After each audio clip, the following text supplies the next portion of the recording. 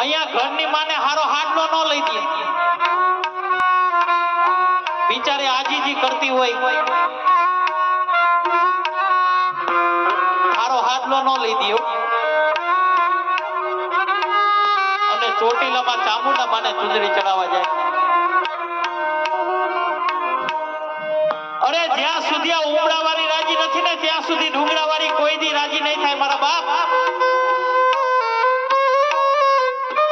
ઉમરાવાળીને તમે ખારો હાડલો લઈ દેહો ને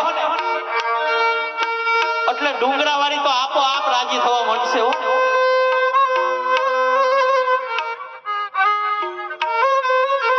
અરે માનું પાત્ર કેવું હોય, પોતે 9 મહિના સુધી પોતાની ઉદરમાં રાખીને પાણી પોસીને મોટો કર્યો હોય ને, ઈનો ઈ દીકરો માને એમ કે માં તને ન ખબર પડે, માં તું સાઈડમાં બેસી જા મારી માં. ત્યારે માને બહુ દુઃખ થાય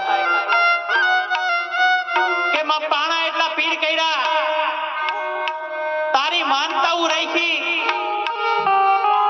પણ આજે મોટો થઈને ઈ દીકરો માનતો નથી હો.